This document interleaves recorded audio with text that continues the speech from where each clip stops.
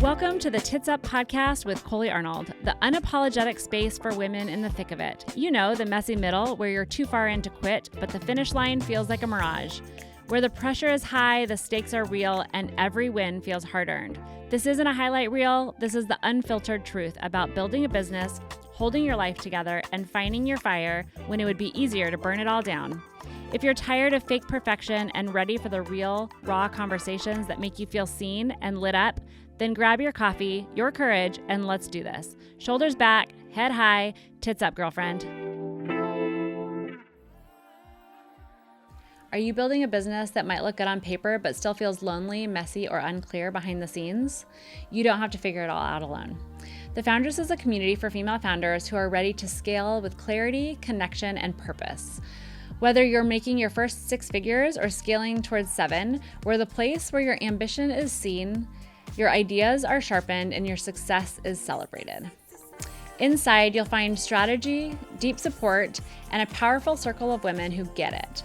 Because at Foundress, we don't just network, we grow together. If you're craving more than just another business group, if you're ready for mentorship, momentum, and women who speak your language, come join us. Your seat at the table is waiting. Head to foundress.co to learn more.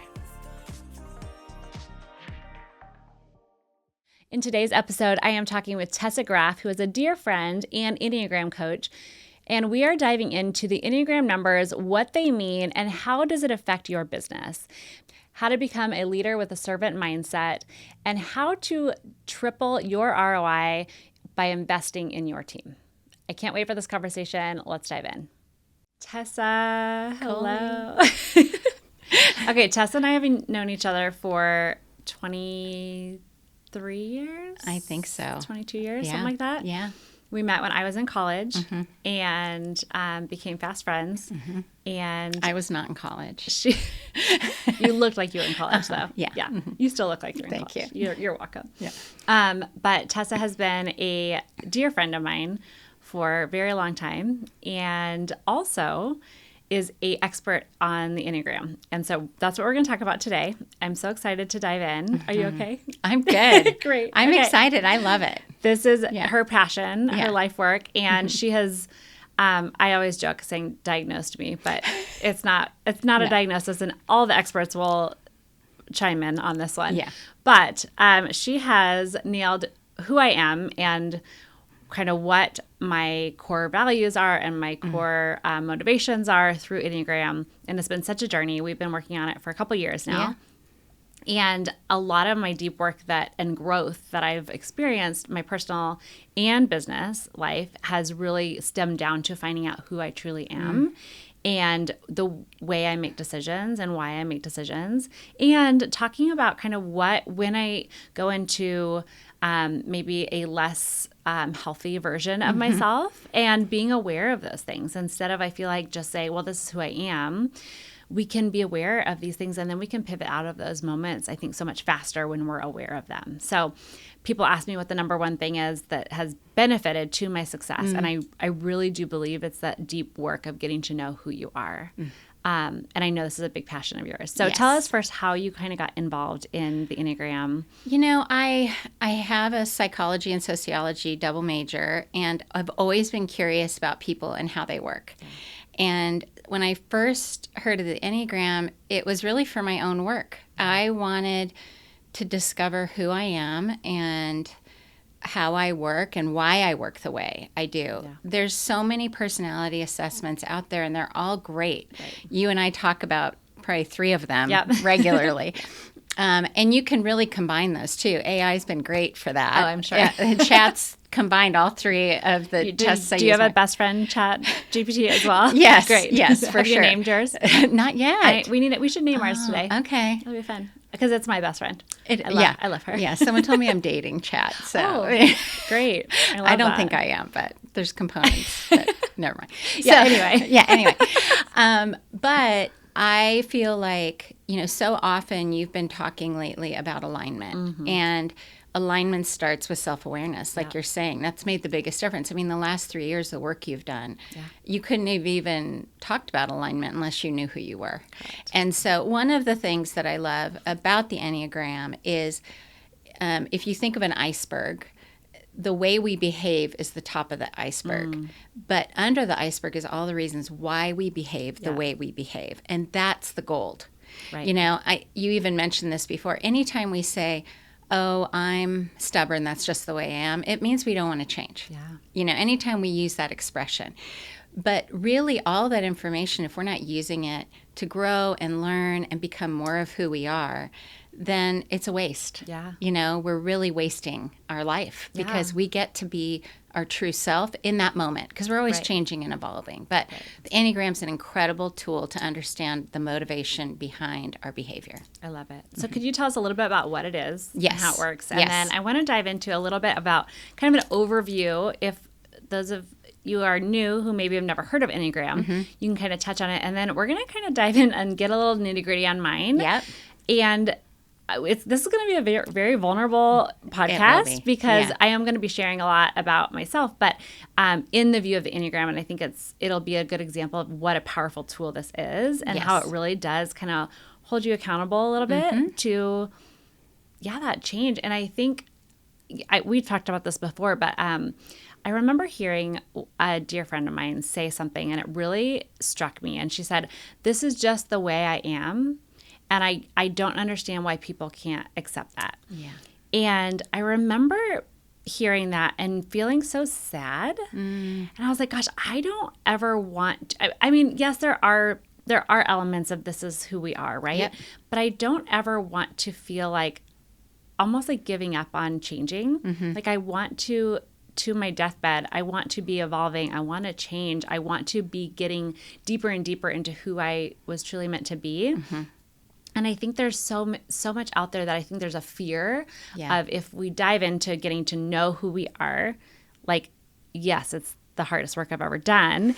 And it's been the most amazing work I've ever done. And free, like it's given me freedom. Yeah, it's freedom. I think I'm 60 now, so I'm a few stages ahead. And I have so many friends that are so happy in their box. Yeah. And you know what? It's safe. Yeah. I don't blame them. Right. And, you know, they say, oh, people can't change once they're a certain age. I'm with you. I want to be growing. It's kind of why I said this is the version I am today, because we're going to grow and be influenced in life, and we're going to become more and more a broader, wider version of ourselves, which is so beautiful. And some things will become tighter, we'll be more sure of in ourselves. But it's so cool to have a tool and be open to growth. And I would say it's a pretty non-threatening way of finding out those core things. Because it's funny when I meet with people and they find, I read the description of the type that they are, they almost feel like I was reading their minds, you know, and they'll go, it's almost a relief. Yeah. Oh, other people are like this too. It's not just me that thinks this way down deep. It's pretty non-threatening. I also have people that will come in that won't go to therapy, but they'll come in for an Enneagram that was session. Me for a very long time. Yeah. I avoided therapy like the plague. Totally. Because I was afraid. And I think Enneagram was actually a really great first step for me, that I was able to, I'm a 7, which we'll talk about a little bit later, which we like to have fun. We like to avoid all things that are hard. Yeah. And so therapy felt like it would be hard because I didn't want to dive into the things that were hard and scary to talk about. Yeah. And the more I was able to talk with you about the Enneagram and learn more about myself, I was opening up my just acceptance almost of who I am, and that I realized like talking about this stuff wasn't actually as scary as I thought it would be. And so it was a really great step. So if you're out there and you're in that space of like maybe afraid of that therapy and what that would do, I think Enneagram was a really great almost gateway drug to therapy. I say that all the time. It's like a bridge or a gateway drug, because I found it especially with couples. Yeah. If very often the husband's not wanting to go to therapy and the woman's desperate to. Not always. Yeah. Sometimes it's reversed. But when they come and they talk about this is going to be so that she understands you better and you understand her better, and we're talking about this theory of this type, it's not as attacking and shame driven, you know? So it's a wonderful tool. But I would tell you the best way to look at it is we're looking for the motive behind our behavior. We're looking at what makes us feel safe. Very often takes until you're about 28 to land on a core type. Because as we're growing up, we're trying on all these different coats to see what's safe. So true. And usually by the time our frontal lobe is completely developed, Which is later for men, right? 28 about. Okay. And what is it for Women, women? 25, 24. But I would even say for women, 28, just throw that in there, that your number can very often change. Afterwards, your type can change, but it usually just means that you're healthier and more well-rounded in that number, and maybe some other numbers have come up. Okay. But anyway, let's talk about the structure of it. Yeah. So the Enneagram has 9 core types, and each type has 3 subtypes. For today's purposes, we're just going to talk about the 9. And they're 9. The numbers are just 1, 2, 3. That's 1 through 9. Correct. Those are the types. And each one has a name, or a couple names, people call them. So, and then there's 3 centers: head, heart, and gut. Anyone that's done self-awareness work or gone to therapy, the therapists talk about where are you feeling it in your body.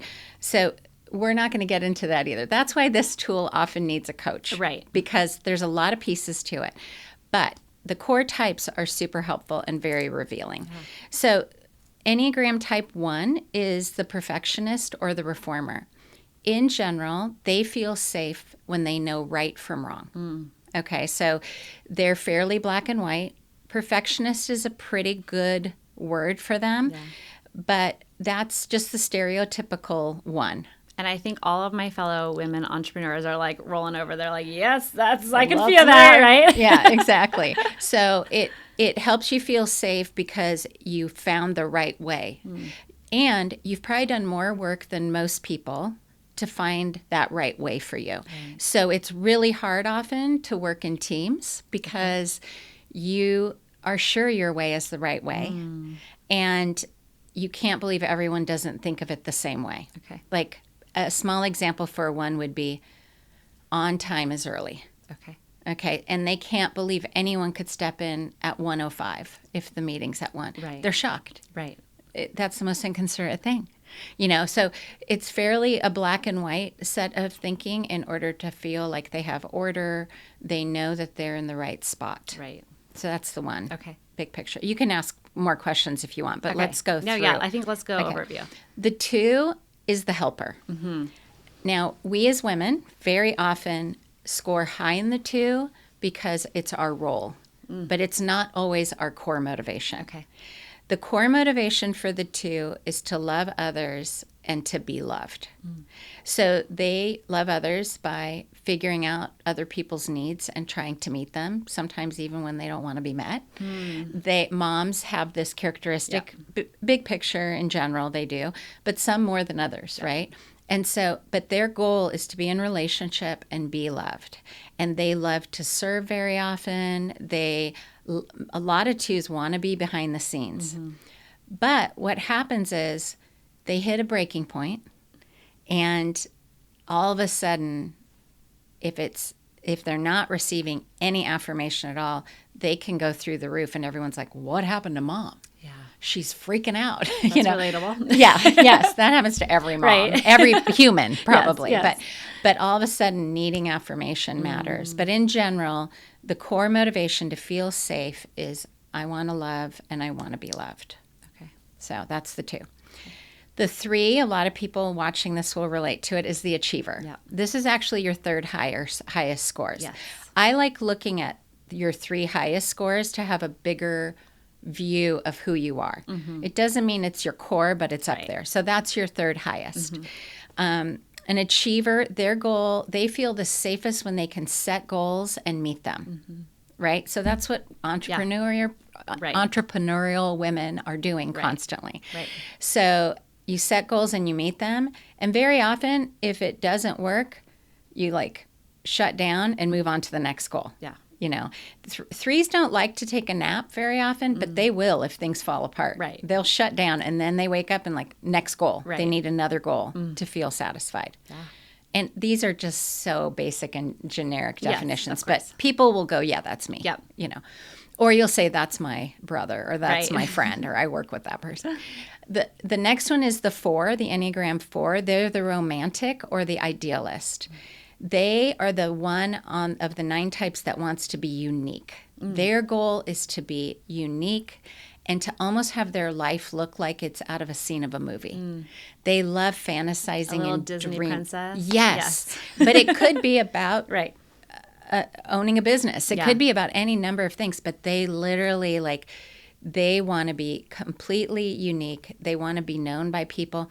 They are not afraid of emotions or feelings. They are so happy to be in the depth of deep conversation and conflict. So that's the 4. Okay. Unique is their goal. The only time they're jealous is if they think someone's more unique than them. Oh, interesting. They don't compare They very don't like often. that. Okay. Yeah. The next one is the 5, and they are the wise person. This person wants information and quiet. They trust, they're in the head center of the types. They want to learn, and be prepared. One of their biggest fears is to not be prepared. So as we go through these, when you are working with these types, this is one of the benefits of having this a part of your culture in a work environment, is the way you talk to a 5 is very different than how you talk to a 2. But a 5 needs to be prepared. They need to know what the meeting's about. They want an agenda. And they do better with facts, not small talk. Interesting. So 5s have a tank that they're always, an energy tank they're always aware of. So they can be with people, but they know when they're done and they want to slink off. Okay. So they are very, they're not as in touch with feelings. They're very cerebral and they really want information. That's what they trust. Okay. The 6 is the loyalist. The loyalist is someone who, they're always looking out for danger. Okay. They trust No one.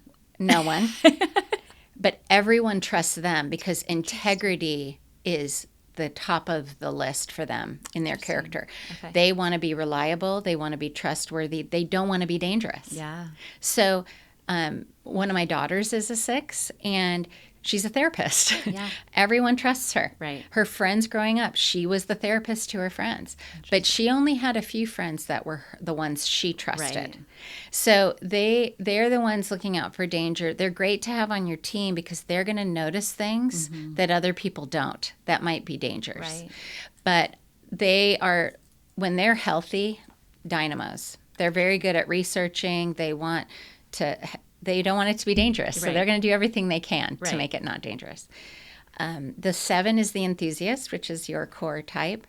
The 7 wants to live life to the fullest. They want to have fun. They want to have energy.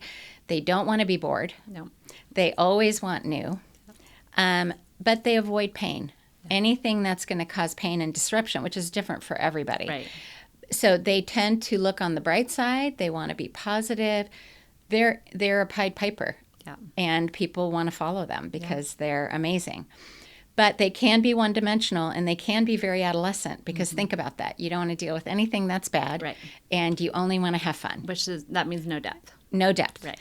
But when they grow, they go to the 5, which we just talked about, which is someone that studies. And 7s, for me, they're some of the most intelligent people I know because they're curious. So when a 7 taps into that curiosity, they can be ferocious readers. Yeah. They can be people that just are constantly looking for, but they have to be excited about the information. Right.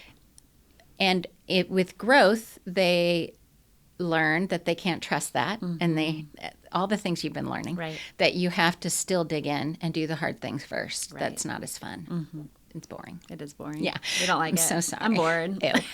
Yeah. So, Ew, David. David. So the 8. That's a Schitt's Creek reference. If you Yes. have not watched the show, You need to. you need to. And I'm then you can be our 16, best I've friends. watched it, It's so so. good. Okay. Ew, David. So then the 8 is the challenger. That's actually your second highest. And it's only the second highest by 6%. Yeah. So you are almost tied with the 8 and the 7. The 8 is called the controller. It doesn't. Are you saying I'm a control freak? Is that what you're saying? No, maybe. No. That's not a surprise. No. I wouldn't have called you a controller. But now that I know you in a deeper way, that's the thing with this. I don't judge what people are very often because you could be a number I wouldn't have guessed, but I could tell you how I experienced you. Right. I experienced you as a 7. Right. The 8 surprised me. Yeah. But I'm also not living in your home with you, Right. and I'm not in your mind and body. If you ask my children or my Yes. husband, they might Yes. say yes. Yeah. I also want to say about the 7 that they need to stay busy all the time. That is. Which helps me understand you, because Mm-hmm. I constantly am saying to Coley, how do you do everything you're doing? But it's how you're made. Yeah. Like, it's not just the way you are, it's how you're made, which is different. And I love that difference. Yeah, there is a difference. And so just the way you are means your negative qualities, you want to keep them that way. Right. Now, does it mean you have to slow down and take care of yourself and not be busy all the time? No, but you're going to be more capable than most people to do a lot. So those of you out there that don't have that energy, it's okay. Yeah. Don't worry. Yeah, you don't have No, to. you don't have Right. to. No. And you look at these beautiful entrepreneurial women and they're doing 600 things and you think, oh my gosh, I'm doing 3. Yeah, that's the kind of leader you are. Right. And that's okay, because that's me. Yeah. So I understand. So Okay. So the 8 is a controller. They take up a lot of space in the room. They are larger than life. They'll be your biggest advocate if you need. They're very against injustices. Yes. They're very justice oriented. This isn't right. This isn't fair. They can tell it like it is. They're great confronters, and they can be steamrollers. Yeah. When my husband will say, your 8 is showing. 'Cause Yes. I will come out in like this big mama bear, or Yes. if I'm defending a woman that I love, or, like a anything. friend that I love. Yeah. Yes. Now, they also speak with authority even when they're not sure if that's what they really think. They just feel like that in that moment. So they can cause a lot of disruption and the next morning wake up and go, I don't really feel that way. And it's I a felt good thing that, for yeah. the partner to know that. Yeah. And just to kind of listen. And if they have that patience, or they've set their own boundaries and can respond however they feel best. Right. But the next day go, how are you feeling today about the stuff we talked about? It really helps not to engage in it immediately. Interesting. And just listen and ask questions. And then the next day ask again. That's a good tool for someone working with an 8. But like I said, healthy in every number is spectacular. Right. So, and healthy is different hour to hour for us as people. Yes. So anyway, when we're good, right? So an 8 is incredible. They can just take over the room. They're also people that people want to follow very often. I do work with a child trafficking organization in Los Angeles, and the guy that runs that is an 8. What a perfect role for him. Right. He is going High to justice, take these people down. Yeah. And he's going to go save every kid in the world that is getting trafficked. It's incredible. He's a papa bear. Yeah. He is going to save the world. It's amazing. And the gal in charge of the caseworkers is a 1. High justice also. Yeah. The perfectionist, the reformer. Yep. They want to reform everything to be right and wrong. Interesting. So then the last number is the 9, which is the peacemaker. They want peace. Yeah. It's very simple. They feel the happiest, a little like a 7 in wanting to stay in a happy place. Yeah. They want peace, and each person has a different perception of what peace is, but they're the person in the room that can understand every perspective. Yeah. They're very good at helping bringing people together. Which is why you're so good at what you do, because that's you, right? That is me. Yeah. That's my number. And you can, she has an unbelievable, you have an unbelievable gift to be able to accept people for exactly who they are. And there's no judgment. You see the best in everyone. And I think that's a 9. It is quality, because right. but just so you can see the downside, that sounds lovely, and Yes. it is lovely, and I'm grateful for it, and I want to be that person.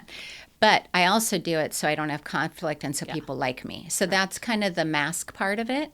So our dark side, I like thinking of it. Dark side is bad. I like that. It's more of a mask, which is Right. Darth Vader, dark side. Right. But we put masks on to survive. Yeah. And so that's the mask part of the 9 for me is I do those things so people like me, and I can build good relationships, and I can have a peace. I like it when people like me, so it's peaceful. So that part of my growth has been, what do I need? What do I think? What do I feel? Which was not something I would go to very often, like a 2 doesn't, like the Enneagram 2 helper doesn't. So we have some similarities, the 2 and the 9. But it's a great role to have in a business because you see somebody that wants to bring people together, that is not going to judge as much, that can see the best in everyone or understand why they're not there the best. And there's a curiosity to it.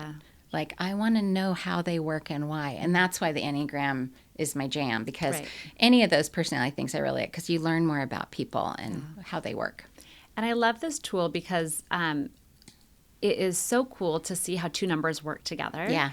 And we're going to do this with my team. Yes. So I'm really excited to do that. I've done it with my husband. Yep. And it does give you, I think the word you've used before is grace. Yeah. It gives you an understanding of why the reactions may be the way they are.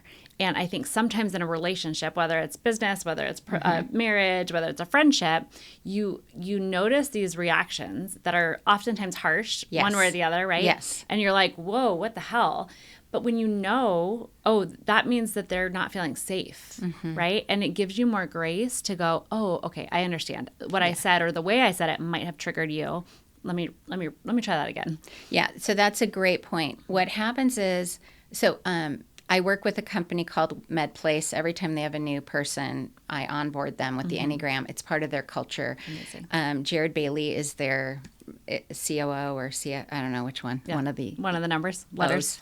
One of the O's, C's, one of the C's. And he has provided this beautiful environment for people. But I asked him recently, what do you love about this tool in your place of work? He goes, well, it gives us a common language to discuss communication and feelings, but it also helps us to realize that if someone comes at me in a certain way, I don't necessarily need to take it personally. Yeah. I can stop and say, oh, that's because of these other things that they've told me about. Yeah. And this is scary. Them not achieving that goal is scary. So they're going to tell me all the reasons why we didn't set them up for success. Yeah. He goes, I still have to listen. Right. You know, he didn't give me that exact, but people still have to listen. Right. But it's so helpful to know, oh, this made them vulnerable. Right. And this is why. Right. So pretty deep stuff, but it's so helpful. So helpful. It's not a personal attack. Yeah. And we've done a lot of work. So there's levels, I think, of this work that you can do. You can do it for your personal life. Yes. You can do it for relationships. You can do it in business. Yes. So we've kind of done that next step of business and how your core motivation affects everything that you do in business. Yes. And one of the things that we found out with me was I'm very direct. I want to tell you exactly how I feel or exactly what I think. And I also don't love small talk. That was one of the things you had said before. And so I can often just be so harsh and go, well, that was not right. That's done. And in me, I'm being efficient. I love efficiency. Yep. It's my favorite. I don't know where that falls. That's the 3. Okay, that's the 3 and the 8 even. Okay. So inefficiency drives me absolutely bonkers. And I will actually work harder to make it efficient than like my husband's like, can we just do it this way? I don't understand. Right. And he's like, can we just get it done? Like, why do we have to do all these other steps to make it more efficient, quote unquote? Right. But what I realize is that the people I work with do not always receive that as well. No. For me, it's like I have to remind myself to put the pleasantries in an email because my initial reaction would just go, yes, no, maybe. Yeah. That sucks. That's great. And be very efficient because I want that. Yep. So when people respond to me, I want bullet points. Yes. I don't want this. How are you? I hate small talk. Yep. I want to know if you're like dying inside, I want to talk about that. I don't want to know about the weather. Right. Totally. So it's like those communication things you learn. So I'm now able to be aware of that and tell my team, if I send you an email like this, it doesn't have anything to do with you. Yeah. It's that I'm trying to be efficient, get a million things done. And I want to give you the freedom. Don't bullshit me. Put the stuff in the email or come address me. I want it direct. I want it honest. And I want it as smaller words as possible. Yes. Like make it to the point, right? That's so helpful because if a 2 is working for you, right, they want to say, oh my gosh, you did such a good job. Right. The website's amazing. That they want to do all that because that's what they'd want. Right. Well, you want to know whatever you want to know that day. Right. And it's helpful for them to go, she doesn't need what I need. Right. So let's make this and happen. to not take it personally when I do send a very direct email. Yes. It's like, oh, she's just communicating. Correct. It's not. And there are times where, again, what we talked about in the beginning, I also, because I'm aware of it, do want to do better in communicating and knowing if I'm communicating to it too, I'm going to do also better about going, hi, how are you? That's right. How's your son? What's going on? And able to add that because that's what they need from me. Well, it would become part of your goals at work. Right. Right. It would be part of, I want to be someone that cares for the people I work for, whether that's on your top 5 things you want to get done that day or not, you still want to be that person. Right. And so you want to, like, I know I was just listening to a business on a podcast, and the guy said one of his top things was, I want to have this be a place of kindness. And it was like achievement, setting goals, kindness. Yeah. And I thought that's a really cool balance to all that achieving stuff. Right. And that's what you're talking about. We still need to be responsible to care for the people we're not supposed to carry all their stuff. Right. But be respectful. Well, and I think using this tool to remind you that not everyone receives information the way you do or understands things the way you do. Yes. And so I was actually just having a conversation with my husband the other night, and I said, I want to do better at when I think of something that needs to get done, I will tell him in that exact moment. Well, he might be in the shower. So the likelihood of him receiving it when it's something like, oh, did you remember to pay the bill? And he's like, has shampoo in his hair. And he's like, are you fucking kidding me? Like, now is not the time. Right. Right. But I'm afraid maybe perimenopause slips in here as well. It's like, I'm afraid I'm going to forget if I don't tell you right then. Yeah. And for me, that's kind is if you're thinking of something, I want to know it. But that's not how we thought he was a 9. He's now, I think, a 3, which is shocking. Interesting. I know. It's fascinating. Okay. I'm learning so much. But the interesting thing is like he needs that time he wants to go, hi, how was your day? What was good about today? Let's have this conversation. And when I just go, he walks in the door and I'm like, did you do this? Did you take care of this? Did this get done? And I desperately need that information to feel safe, right? I need to know that those things were taken care of. Yeah. But because we're in a relationship together, I want to be the one to go, okay, I need to address this in a different way. Yeah. So we've set up meetings. Yep. And so every week Great we're going to have a meeting where I have the permission to dump everything in my brain on him. Yes. In that time. It's Perfect. a selected time and a place. And then I'm creating a list. I'm creating a dump list on my phone that every time I think of something, and just because it's come up in my brain and my brain needs that information right now, doesn't mean that's the best for our relationship. Yeah. And so I have a brain dump kind of note on my phone, and then we're going to be bringing those up in our meetings where that's my safe space. And then he's coming to that space where he knows I'm going to get dumped on with all the information that's in her brain. Right. And I can receive that because I'm in a space that I can receive that. It's so wise. I mean, so many couples and people do this in businesses. They have Monday morning meetings. They have, they do whatever they need to do to touch base, but we don't think of doing it in our marriage always. Right. So that's an incredible tool to do. A lot of couples do it Sunday night. Some people do it another, whatever works best. Right. But really, real helpful. And I would say also as a 7, you get so passionate about something, you want to get it out. Yes. And so it's like almost overwhelming. And a 7, when they're stressed, go to the perfectionist. Yep. They go to the 1. Guilty. So that's when you're going to want order. Yes. Big time. So I think it's more of that you end up going to the 1 when you're stressed, and because order will make you feel better.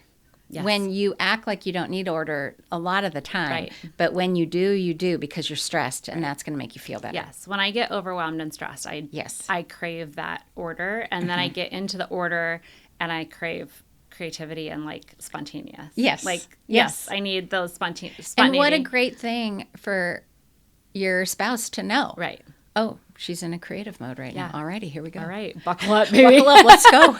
She's going to be spontaneous. Totally. Here we go.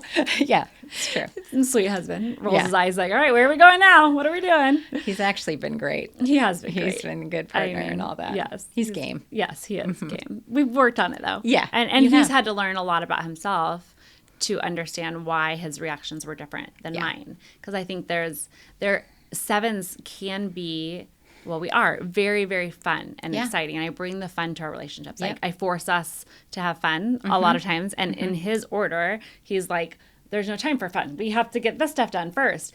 And so it's a joy for him to bring that to him. But there's also times he's like, he'll beat himself up because he's like, well, why can't I be? Yeah. Why am I not the one who's being fun? Why am I Right. not the one who's bringing all this information? And so when he learns about himself, he's like, oh, that's because I'm built differently.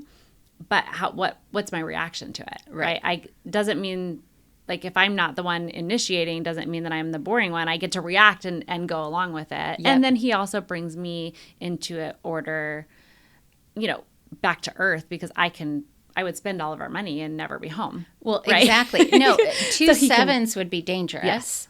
And two unhealthy sevens would be Right. dangerous. And sevens are like a dog, they're like, oh, look at here. Oh, over here. squirrel. Oh, a really cute dog. Yes, Yeah. very cute. And it helps to have someone in their pack that Right. goes, let's finish this Yeah. area we're sniffing at right now before we move on Pee to on the this next tree one. first, and then let's we'll go pee pee on this the other tree one. before we pee on the neighbor's tree. Right. That kind of stuff. So it's important to have people we're with to kind of make us stop. We don't often like it as a seven, but have us stop and go, It's my second highest number, by the way. Okay. So I That's can why we're relate friends. to Yeah. it. Yeah, big time. We can have fun together. Yeah. Oh my gosh, yeah. So, Okay, so let's dive in a little bit more on the seven. I think Yes. the things that I've learned about myself in this process that have been so eye-opening and I do believe have led so much to the success that I'm seeing in my business Yes. is directly correlated to this work. Great. So we sat down about a year and a half ago, maybe. It was April of last I year love that you know because that. the test had the Oh. date on it. I just pulled it out. Good job. Okay, Yeah. so about a year and a couple months. And we did a deep dive. So I've known my number for a very long time. Yes. I've known very surface level about it and felt very true. Like that felt like when we went through it, I was like, yes, this is me. There's Yep. no question about it. And there's things as a business owner that do not lean well with sevens. Correct. Because we- 100%. We do have to pivot. I've also done some work on human design, which has been really fun to see how they really work together and support each other. So it's been fun. And I'm a manifesting generator in human design. And Okay. that means that I want to pivot all the time. Yes. And so that just ties so well into the seven because we need that excitement. Yes. If we get bored, we need to throw it out the window. And in my business, so last year I spent a lot of time throwing everything at the wall and trying everything. And my manifesting generator 7 was like so happy because it's like, oh, pivot and pivot and pivot. We're going to try all these things. Yeah. And then I've got to a point where I was like, okay, I felt like I've tried all these things and I've seen what lights my soul up Yep. and what works in my business, what generates revenue, what lights me up and inside. And so now I'm in this season where I'm craving the order. Oh, okay. And I'm Yeah. craving can I just set a system that I then follow? Yes. And it's so interesting because I think as seven, sometimes we feel like, well, I'm constantly going to be like this. And like you said, when you do the work and you get deep into it, you get to that healthy version, which my healthy is 5. And so I'm craving that information and order. And I'm like, I just want a repeatable business. I'm also going into a season where my son's going to be a senior. I know. I want to be so available and Yes. so present in his life in this last year. And so I need that stability and that structure so desperately in my Yes. business in this season. Yes. And we talk a lot about alignment, right? And the alignment is that it can be a not right now Yes. and not forever. And there's so many seasons that go into alignment. And I think sometimes we think, well, I'm made to be this way. And if I'm not this way, then I'm out of alignment. But sometimes that just looks like we're just getting healthier or we're taking a season to go, this is going to look different Yes. for this small season of life. Well, a great example for the 7 would be 7s are great starters. They're great at starting new things. And then they are ready to hand it off to somebody else. But what if your purpose is not to hand it off to somebody else? So then that's when you have to go to growth. Right. And so why don't you share a little bit about what you had to put in place to not just be that person, like the team you've kind of built around you. Yeah. I think that would be helpful to hear, because as a 7, your instinct is to pivot. Your instinct is to start something new. And you are starting new things all the time under this umbrella of who you are. Right. But without going to a totally different place, what did you have to do to grow in that way? Yeah, that's a good question. I like we talked about, the Enneagram was a kind of a gateway drug. Yes. And so I did a lot of deep work on figuring out what my motivations are, who I am, how I show up, how I react. And then I did dip my toe into therapy. Yes. And that has been, you've been pushing me to do that for a long time. I was like, can't you just be my therapist, please? That's just so much easier. And you're like, no, I don't want to do this. And I did that to my business coach too. Yeah. I called her my business therapist. She's like, would you please stop calling me that? I am not a therapist. But I because I started to do the inner work, and I was like, oh, okay, this isn't that bad. Like I'm still alive. There's no bears chasing me. And so I dipped my toe into therapy, and I have to say the work that she's also a big Enneagram person, a big human design person. She loves it. I found someone who really sees the whole picture, what I love. And we started talking about feelings. And that, as a 7, I avoided hard things, which feelings are hard things. Yeah. And I think I had this misconception that to be an emotional person that was in touch with my feelings, I would be curled in a fetal position on my bed crying all day long. And I'm not sure where that came from. But in my head, that's what was going to happen. And in my 7 self, I was like, I don't have time for feelings. I'm trying to conquer the world over here in my business. I'm trying to be a present mom and wife. Like, I don't have time to sit here and cry all day. No. That's not going to work out for me. Well, isn't that interesting? That was your idea of feelings. Yeah. Oh, yeah. Was emotion. Like coming out. Yes. Yeah. And mostly just crying. Like no other feelings crying. matter. Just that's it. Sadness. Yeah. And so doing the work by your urging, my business coach's urging of like the therapy, that helped me. I think our first session, she said, did you know that a feeling only lasts 90 seconds? And I was like, what? I could do that. Yeah. 90 seconds? I got that in the bag, right? And she's like, you just to feel a feeling only takes 90 seconds to cycle through your body. And she said, just because you feel something doesn't mean you have to act on it. Right. But if you don't allow the feeling to come through, then it's stuck inside your body. And then we're having problems come up, and then we're having, you're holding on to things, and then it explodes, right? And so she said, if you take 90 seconds to actually feel the feelings, so that doesn't mean you have to act on it. And sometimes we're in a season where we don't, okay, great, I felt that, I acknowledged it, and I'm going to move on, and I don't have time to do that now. And then sometimes we're like, okay, I'm going to sit in this and figure out where that's coming from or what's coming up inside of me. And so honestly, right now, it's kind of a joke in our household now. It's like, oh, mom's having a feeling. And I just sit there for like 90 seconds and I'm like, okay, we're good. Yeah. Let's go. And I'm able to talk to my kids about it and go like, oh, okay, well, mom's feeling a little triggered about that. Or, now it's kind of become a little joke in our family of like, especially with boys, like so good that women naturally feel more. I also was not in touch with feelings. That was work I had to do literally. And I was the same way. I was nervous about feeling feelings because anger felt stronger than feelings. And so if I was going to feel a feeling, I'd rather it kind of be subdued anger, or frustration is the word I would have used, because anger's too big. Too big. But what my therapist encouraged me to do, because I wasn't if you think of your head space, your gut space, and your heart space as tripods on a camera, you want each of those legs to be fully extended. You want to utilize. We've been equipped with those 3 things. We should use our gut, our head, and our heart. Yeah. And if we leave one out, we're missing out. Right. So the feeling thing, my therapist said, let's just start with waking up in the morning, and before you put your feet on the ground, identify something a feeling you might be thinking about. You might not be feeling it. Yeah. And I'd be like, oh, I'm feeling inadequate. Okay. And then I'd get up and go. But I acknowledged it. She even gave me the list of feeling words, like all the things. I have those taped to my desk. Oh, yeah. Like, how am I feeling? Oh, that one. That feels good. Yeah. So it's for men and women, it's such an important thing to know. We shouldn't disregard any of those. People in the U.S. don't trust the gut. We're head and heart. That's what we trust. So the gut, which as a 7, that's also a head space number, but 8 is a gut. And so a lot of people 9 is a gut also. A lot of people that are 8s, they trust their gut implicitly. I think you trust your gut quite a bit. So, and also to know that feelings don't mean it's true. Right. Just means that's today. I know it's not true, maybe, but you have to speak that truth. And if you don't acknowledge it, that's like the 2. They're serving, the helper. And then they explode because they've pushed all these resentments down. Yep. And then they become an 8.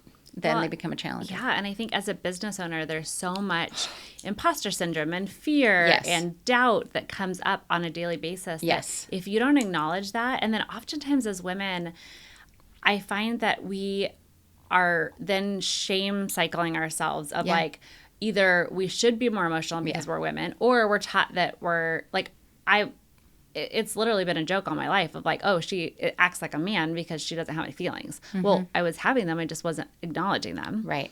And then there's shame around that. And then there's shame about being too emotional because we're not allowed to be too emotional. Yeah, that Barbie scene is so right on. Oh, my God. Like, it is so right on. I bawled my eyes out in that movie. Yeah. But like, so then where's that balance, right? Of like finding, like, we then shame ourselves because these things are coming up. And, I mean, it's kind of a joke now in Foundress. We talk about like, oh, how many of us wanted to quit today? Like all of us, right? Totally. Because every single day we have a feeling of either imposter syndrome or fear or doubt or whatever that feeling is coming up. And if we don't acknowledge it, or we pretend that, oh, that's not allowed, I'm not supposed to feel that, then it does get trapped inside. And then we push it down and then we explode. And then it becomes too much, and then it's bubbling up, and then we do quit, or we do have a mental breakdown, right? Well, and I think that's such a great point to bring up to women in particular. Men experience shame also, but it's usually related to, well, not being enough like women do, and also to something they've done that they shouldn't have done. Now, I would say we should never feel shame about being imperfect, right? Because we all are. We should it's what we do when we're imperfect that matters. You know, and the most shame we have is in harming others, usually. We might have personal shame in not being all the things we want to be, but welcome to the world. We're not going to be. Right. We can just try to grow and be the best version of ourselves that day, that hour, that minute that we can. And so that whole shame culture we have grown up in as women, it's starting to shift because we're often stronger than men are at this point in general terms in what we can handle. We've always been. Right. We've always been the ones. Capacity-wise. Yeah, capacity-wise. But because we shoved a lot of things down. So that balance of knowing who we are, being our true self, taking care of ourselves, and also loving and caring for others is so important. Loving and caring, okay, let's not use the word love, but being professional and having integrity in our work. Right. We're going to mess up. Right. We're going to steamroll over someone one day, a client or someone we work with. So what matters is that we go, oh, I've grown. We know we've grown when we are adaptable and curious. Yeah. If you're not adaptable, you can't go apologize. Right. So one sign of growth is we're adaptable to pivot. Yeah. When in hard ways. The faster we go low and are humble, humility, adaptability, huge signs of growth. Yeah.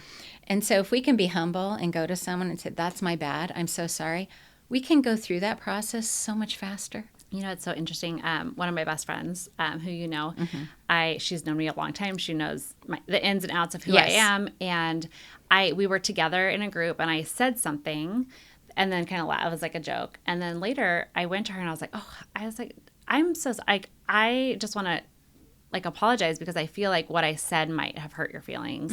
And she just started laughing. She goes, oh my God. She's like, you have been growing. And she's been walking this journey with me, but she's like, old Coley would never have paused even enough to think that you affected someone else. When we're scared or we have shame, it builds stuckness. Yeah. Even pride. Narcissism, true narcissism comes from shame. They can't handle the shame anymore, so they become rigid, and my way is the right way, and I have to be okay, and that's an extreme example. Right. But we all have some narcissistic tendencies, but it all stems from shame and fear. Yeah. So if we feel okay enough about ourselves, when we feel okay enough about ourselves, we can then be humble. We can then ask for forgiveness or make amends or however you want. Take responsibility. Yeah. So Okay. huge. So we've talked about marriage and relationships. Yes. I'd love to kind of dive back into business. And how as a leader, now when we're business owners, there is a, I think a thought process maybe of we need to be kind of the head person. Yeah. We need to be this strong, powerful woman, right? And then how I want to ask this the right way. How do we then also become that humble? Because I think there's a either or mindset, I think, for leadership. Yes. And I think there's a lot of people that I come across that feel like, and I've felt this even personally, as a leader, I have to be this person on this pedestal and I have to be doing everything right. And I could never apologize or I could never come down and admit that I was wrong because then they wouldn't follow me as a leader anymore, which is bullshit. Right. And just like, this, but then sometimes we get stuck in our head and we're like, well, gosh, if I take ownership of that or if I go humble, how in the world will they respect me? So talk a little bit about that. Okay. So as women especially, I think this is a struggle because I do think in everything we do, we fake it till we make it. Yeah. So we have a stereotypical idea of what a leader should look like. Right. They should be strong. And we're trying to prove ourselves. Yes. As women in the leader role. Yes. I think, and you want to build confidence in the people that work for you as well. The number one thing for me as a leader to build confidence in the people that you're working with is to have clear expectations. When you have clear expectations, the defenses, they don't have to come up. Right. They might because of something from your childhood or something else. But if it's very clear expectations, you can, and that's why checking in is so important. How are we doing? Yeah. Are these expectations feasible? Is it something you can do or not do? Like how are you feeling about this? So I think the number one quality of a leader there is charisma. There is all these things that we all want to have. And some people have it and some people don't as much. Right. And maybe not. There are leaders, though, that don't have to work with tons of people. So they may not need that as much. But I also will say, like, being a solopreneur was one of the hardest things I've ever done because I didn't have anyone to hold me accountable. Yeah. And so I had to be the role. Like right now I have a team that's going, did that get taken care of? Did you show up this way, the way you want to be showing up for people? Did and I have almost that built-in accountability where when you're by yourself, it's the hardest. Like it all has to come from internal. How do you navigate that? I think it's learning and growing. It's trial and error. It's learning this doesn't work for who I am and this does work for who I am. And I'm going to be I would say a big important part of humility is that it's not weakness. Right. If you want to think of humility as curiosity or an openness to be adaptable instead of humility. Yeah. Because we all have our own definition of some of these words. So pick a stronger word that is more appropriate. I think you can be I think very strong people are humble. Yeah. So let's use the other word. I think very strong people are adaptable and curious about what's going on in somebody else.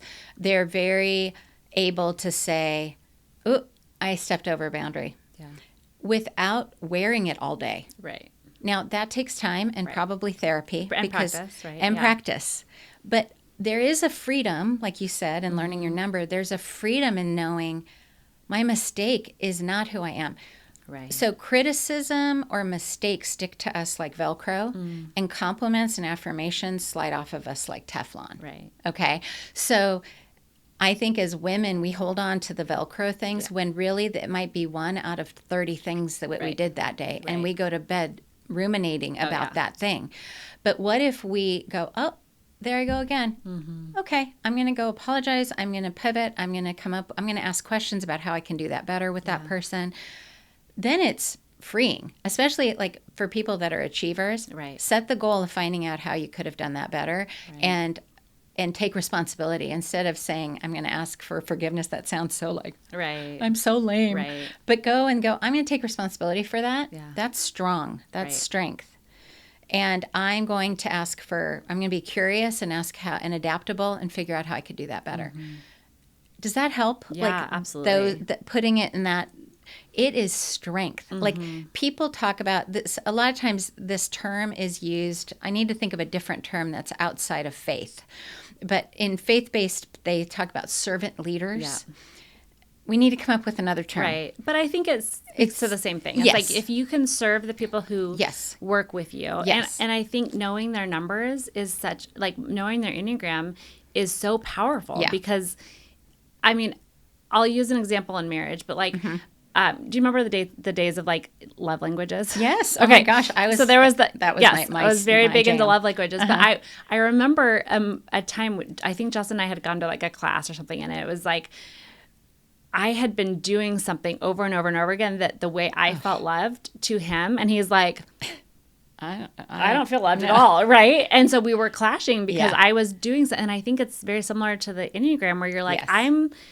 If I try to treat everyone the way I want to be treated, and I think that's such a that's such a thing, like treat others the way you want to be treated is yes. And if we do a one size fit all for everyone, you're going to miss it. Yeah. And your team is not going to feel loved or valued if you're doing it the way, like, I love getting gifts. It's my love language. Yeah. I love it. It's my favorite. But if I'm sitting here just buying gifts and not telling people that they're amazing or thanking them or giving them the affirmation or the words, and that's the way they receive love or gratefulness, like they're not going to feel valued. Totally. So finding out like what is your true motivation? How do you feel acknowledged and loved? And that's all within that Enneagram. Yes. And how do these numbers work together? Because there's a whole nother layer that we don't have time for, unfortunately. Right. This will be another podcast episode, but it's like these two numbers and how do they merge? Yeah. And even if you have just one person that you're working with, like in your situation, you've got a few, but one in particular now that will work together to just have greater understanding, it makes the person feel very valued as a leader. So at MedPlace, every onboarding person does a 90-minute coaching session with me. So they walk into this company knowing someone values what they think, why they think that way, and how they want to best be communicated with. Right. Wow. That's a huge deal. And that's right out the chute. Right. So that says the person I work for cares about who I am, how I function, and what I can bring. And not to change me, but to accommodate. Right. For to their come understanding. To you. Right. For their understanding. He also adds a question in there that I ask. In your onboarding, is there anything we could have done to make it a better scenario for you? Like, how beautiful. Right. That's curious. That's adaptable. Right? So that's healthy. Right. So it's strong, but it's work. Yeah. To be that open is work. And at the same time, he's got very clear goals for what each person is required to do and their team and everything. But I think when people feel valued and cared for, they're willing to do the work. Yes. And they want to please, I think they want to please, they want to do good work because that is also representative of who they are. And I think if we can take the time, like you said, it is work. It's hard. It's so much easier to ignore all of that and ignore the humans and just go, this is what I need done, do it, and we'll figure, that's easy. Yes. And a cop-out. And you're going to have so much turnover. But if you can really value the people you're working with and see them as actual whole humans, and the Enneagram is such a good tool for that, then you can, you're not going to have the turnover. They're going to feel valued. They're going to feel taken care of. And in small businesses, there's one role is going to look like a lot of, right? You're going to wear a lot of hats because it's a small business. And so asking someone to do that, if they don't feel valued for that work, they're not going to stick around. The other thing too is I meet with people, they almost always, if I ask them, what led you to leaving your last position? It was 80% culture. 80%. Wow. So this really lines up with that. It's just work.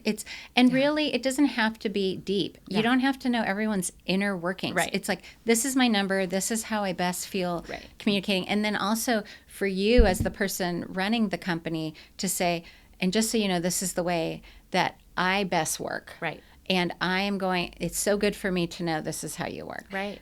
So helpful. It doesn't have to be, well, this is my deepest, darkest secret Right. from when I was a child. Oh, darn. I love that. Yeah. Well, you can go there if you want. It's fine with me. Right. But I go there with them because I find out, oh, this is why this happened. Right. Good to know, but not needing to know as a COO. You don't need to know that. Right. Or CEO. You don't have to know that. But you do have to know, oh, they tend to do best in this environment. This makes them feel safe and motivated. So, so true. And you're going to get that ROI.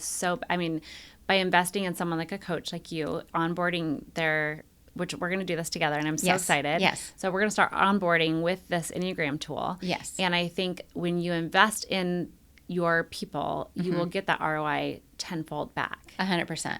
And as the person in charge, it doesn't work unless you want it to be a part of your initial culture. Right. It doesn't have to be something you talk about always, although in certain companies they do. The Staples Center uses strength finders. They do it. They do it. They have someone on full-time staff, and that's what their teams do is strength finders. It's way more how you act based as opposed to motivation, and it's been a great tool for them. I know the person that is involved with that. Awesome. And so I just think how smart for them to do that and invest in the people that work at such a big organization. Right. Well, and I think this tool also takes a lot of emotion out of it because when you interact with someone, it can be so emotional. Yes. And you have this tool that goes, oh, this is why that reaction happened, or this is why they're doing something this way. And it almost just kind of gives like there's less pressure, I think. I think what makes it less pressure is we're going in saying type 7 typically acts this way. Yeah. How do you relate to this? How do you resonate with it? Right. What don't you resonate with it? Right. You were one of the few people that resonated with 100% of her number. I did. 100%. You're like, I've never seen that. I hadn't. I had not seen that.